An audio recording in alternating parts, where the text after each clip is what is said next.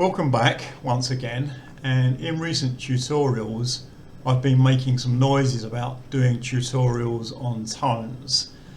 So what I thought today, and this is going to be quite a short tutorial, is just lay some groundwork for those tones tutorials. And the first point to make is that the Thai consonants are divided into three classes: high class, mid class and low class. And ideally you should try to remember these, but it's quite difficult, or at least know and be aware that they are divided into classes, so that when you want to work out a tone you know what to do and you know what to refer to. I find the easiest way is that because most consonants are low class, if you just try to remember the high class and mid class, then anything that isn't high class or mid class has to be low class. And depending on your method of memorization, everyone is going to have a different technique to remember things by. Thais actually use little rhymes like mnemonics, is that right? But because it's in Thai, it's going to be more difficult to remember the rhyme than to actually remember the consonant. So this little rhyme down here is to remember the mid-class consonants. So gai, jik, dek, tai, bon, bak, ong. It's something to do with a chicken pinching a child who dies on the mouth of a jar. It probably means something in Thai, it doesn't mean much to me in English. The way I remember most of these, with the high class, the three high class S's are easy to remember. So they're characters that have got little towels through them. The tor, tung, and this P consonant and F consonant have got the little loops inside. That's fairly easy to remember.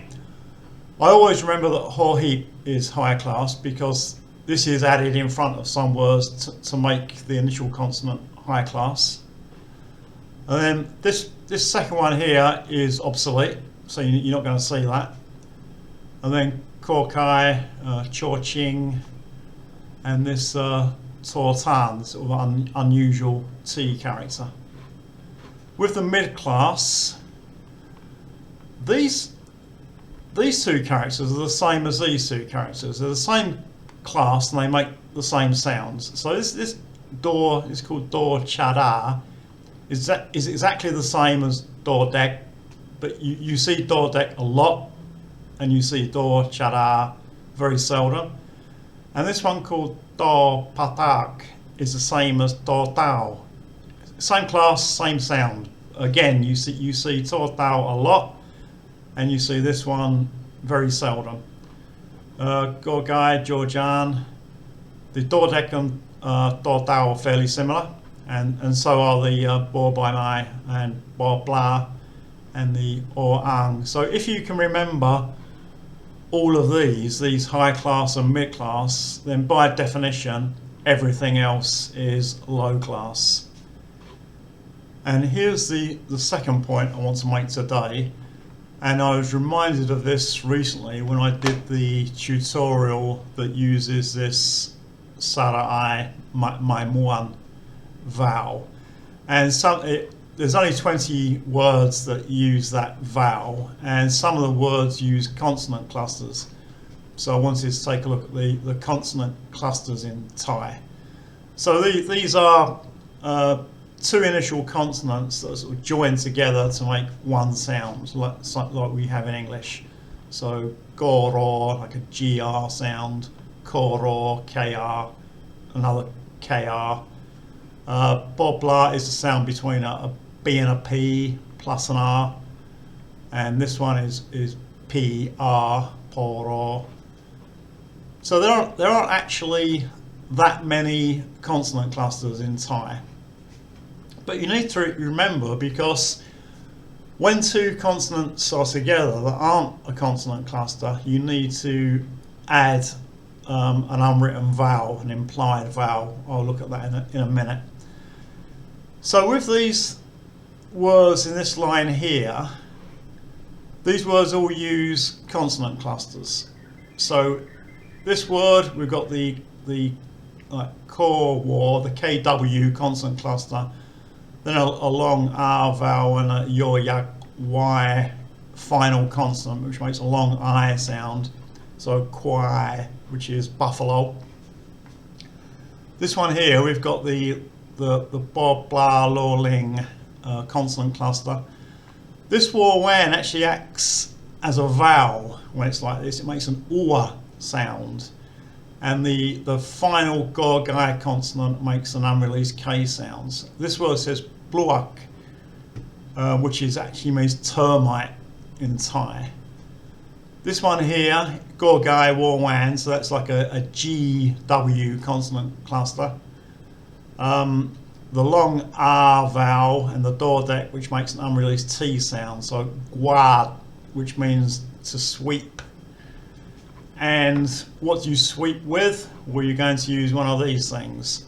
So it uses a vowel that we haven't covered yet, but it's got the bo, blah, ro, rua consonant cluster. This vowel makes like an air sound, and then the ngo, ngu, ng final consonant, so preng, which means brush. Now, notably, Thai doesn't have any consonant clusters that begin with S. English has ST, SP, SK, quite a few. But whenever you see a consonant cluster, so two initial consonants together, and the first one is an S consonant, that's not a cluster. So Thai's put on sort of an added in between them. So this word here will be satani, which means station. And there's quite a few English words that Thais use that they transliterate into Thai. And the English has an ST consonant cluster, but when it's transliterated, that isn't a consonant cluster in Thai, so they add an which accounts for their pronunciation of certain words. Like when they say Mr, that ST is not a consonant cluster, so it becomes Misata. This word here is stamp, like stamp, that you put on an envelope. This is the Thai transliteration of steak, as in something you eat. And I actually disagree with this little symbol here. This word actually reads stek, satek.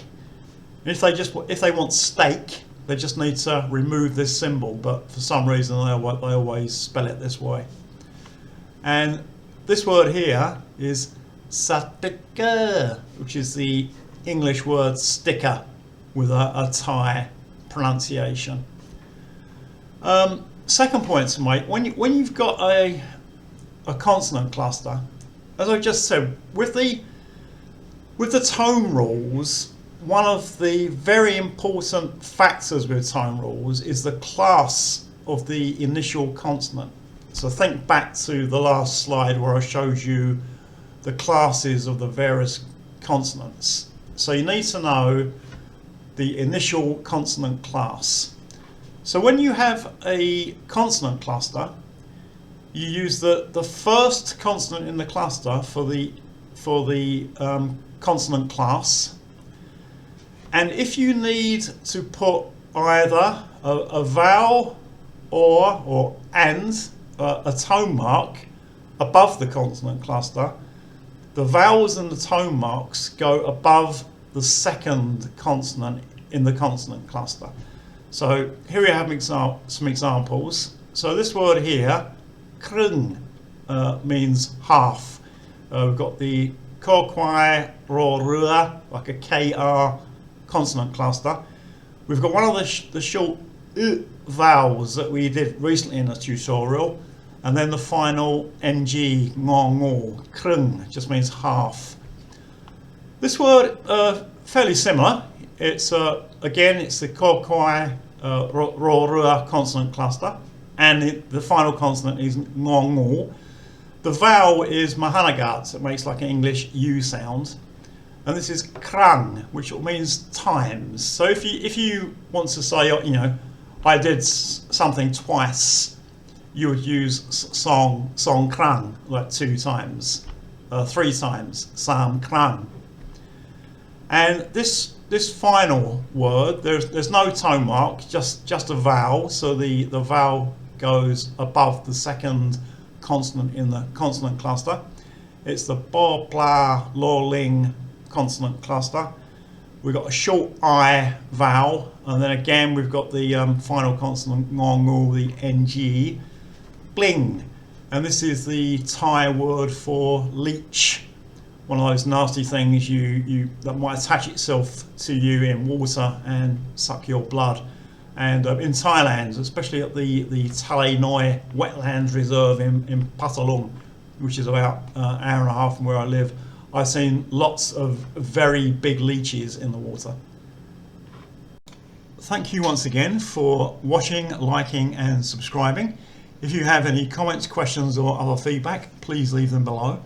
I'm not getting many questions, and I don't believe that I'm explaining things well enough for there not to be any questions. So if anything's not clear, please ask me and I'll try to do a better job of explaining. And more videos soon.